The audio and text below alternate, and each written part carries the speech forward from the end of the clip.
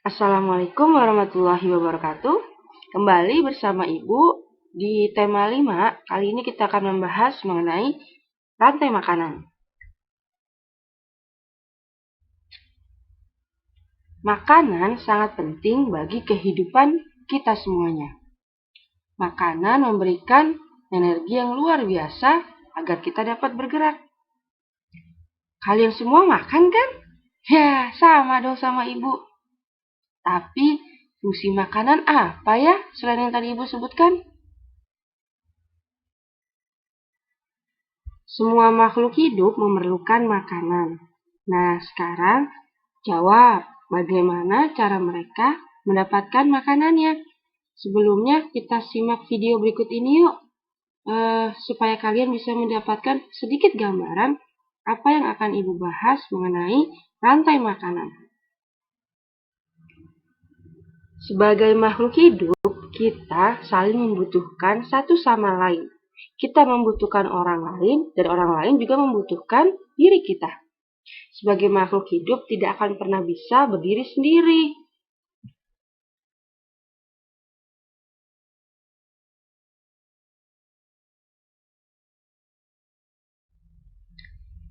Coba lihat bagan berikut ini.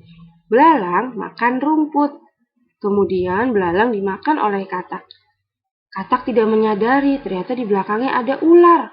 Wah, ular pun tidak menyadari ketika ada hewan yang lebih besar dari dia, yaitu burung elang. Burung elang kemudian mati.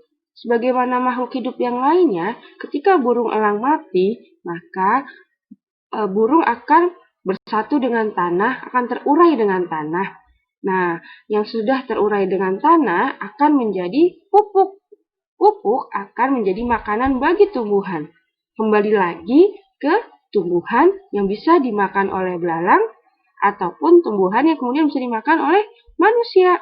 Semua itu disebut dengan rantai makanan.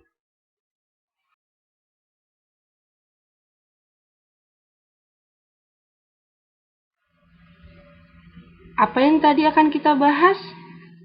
Ya, betul, rantai makanan. Kemarin kita sudah membahas mengenai ekosistem. Ada ekosistem air, ada juga ekosistem darat. Di dalamnya terjadi interaksi atau hubungan yang saling dibutuhkan antar makhluk hidup. Salah satunya terdapat rantai makanan. Rantai makanan memberikan gambaran bagaimana makhluk hidup mendapatkan makanan yang menjadi kebutuhannya di dalam ekosistem tersebut. Today we'll construct a typical Everglades food chain. But the story really starts about 93 million miles from South Florida. The sun is like an enormous nuclear reactor, radiating its rays across the solar system. Without the sun's energy, there would be no life on Earth. Without the sun, there would be no plants, the first link in our chain of life. Green plants, as well as cyanobacteria and certain types of algae, are able to harness the energy of the sun, converting it to food energy in the form of sugary compounds. We call these organisms producers, and this is where our food chain begins. The Everglades are full of producers, from sawgrass to mangroves. One very important producer is a slimy goo called periphyton. Periphyton is complicated stuff, but it's basically a mixture of different types of algae. It can be found covering the limestone floor and many of the submerged plants of the Everglades. The second link of our food chain is occupied by what we call a primary consumer. This is an herbivore, or a plant eater. For our chain, we'll use the mosquito larva. In its larval form, the mosquito is an aquatic herbivore, swimming around munching on organic matter. It loves periphyton. The gambusia, on the other hand, loves mosquito larvae. This is why we also call him the mosquito fish. We'll stick him in the third link of our food chain. The gambusia is what we call a secondary consumer. Secondary consumers are animals that eat primary consumers. Because the gambusia mostly eats other animals, he can be classified as a carnivore. The great blue heron is a fish eater. He has a dagger-like bill designed for spearing and snatching swimming prey. The heron is able to nab some pretty big fish, but the gambusia makes a nice appetizer. Because he mostly eats secondary consumers, this makes the great blue heron a tertiary consumer and gives him a spot on our fourth link. Now for the big guy. The American alligator is a formidable beast. As a fully grown adult, he's way at the top of the food chain.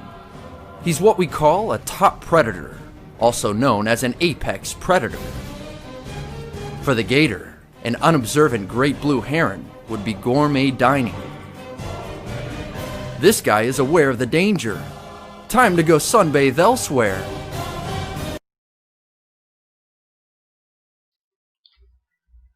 Dalam rantai makanan, terdapat tingkatan yang tertinggi yang disebut dengan produsen.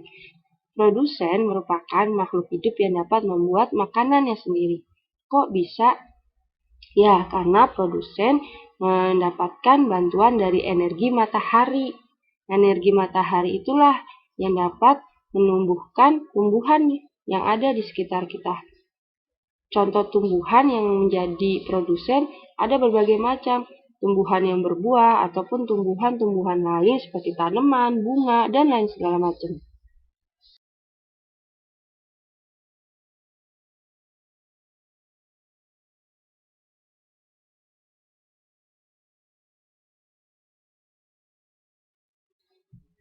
Tingkatan berikutnya dalam rantai makanan setelah produsen adalah konsumen. Konsumen berarti mendapatkan makanan dari luar tubuhnya sendiri.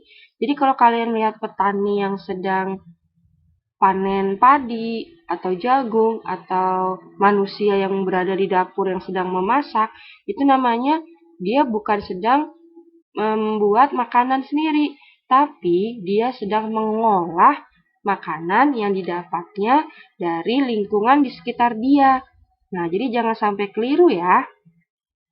Konsumen sendiri terdiri dari 3, yaitu herbivora yang berarti mereka pemakan tumbuh-tumbuhan.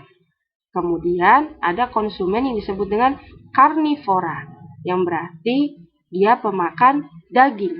Dan yang ketiga ada yang disebut dengan omnivora yang berarti dia makan semuanya.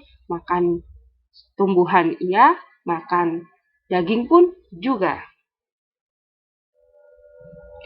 Coba lihat contoh hewan berikut ini. Gajah. Menurut kalian, gajah itu karni atau herbi? Walaupun dia badannya besar, tapi dia memakan sayuran dan tumbuh-tumbuhan, maka disebut dengan herbivore.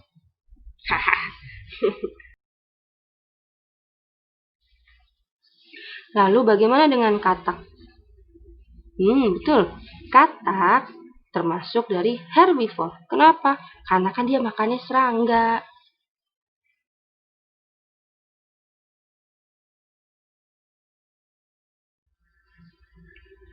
Lalu, menurut kalian manusia pemakan apa?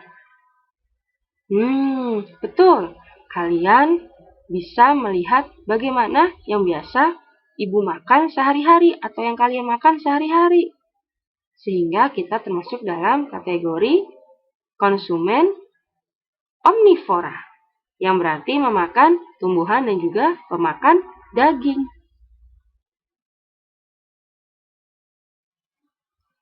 Tingkatan yang paling penting lainnya dalam sebuah rantai makanan ada yang disebut dengan decomposer. Decomposer ini memegang peranan penting karena tugas dia adalah menguraikan makhluk hidup yang telah mati sehingga menjadi nutrisi yang dibutuhkan oleh tanaman. Bisa kalian lihat bagannya seperti yang ada di gambar. Tanah yang subur membuat tumbuhan tumbuh dengan baik. Tumbuhan dimakan oleh konsumen. Konsumen yang satu dengan konsumen yang lain saling bergantung, tergantung jenis konsumennya. Nah, kemudian ketika konsumen itu mati, decomposer menguraikan jasad makhluk hidup yang telah mati itu untuk menyuburkan tanah kembali ke tanah. Biasanya kalau kita nyebutnya menjadi kompos. Nah, ketika dia terurai oleh dekomposer dan kembali ke tanah, maka sari-sarinya diserap kembali oleh tumbuhan. Itulah mengapa dekomposer juga memegang peranan yang sangat penting dalam siklus rantai makanan. Di dalam ekosistem itu kan terdapat hubungan antara beberapa rantai makanan yang terjadi. Satu jenis hewan dapat terlibat dalam beberapa rantai makanan. Demikian juga dengan produsen. Kumpulan dari beberapa rantai makanan di dalam sebuah ekosistem disebut dengan jaring-jaring makanan. Jadi maksudnya jumlah hewan yang terlibat makin banyak dan energi yang mengalir juga makin kompleks. Ya, itu dia tadi penjelasan tentang rantai makanan. Semoga kalian bisa memahami dengan baik. Sampai berjumpa lagi dalam pembelajaran berikutnya. Sekian dan terima kasih. Wassalamualaikum. Dah.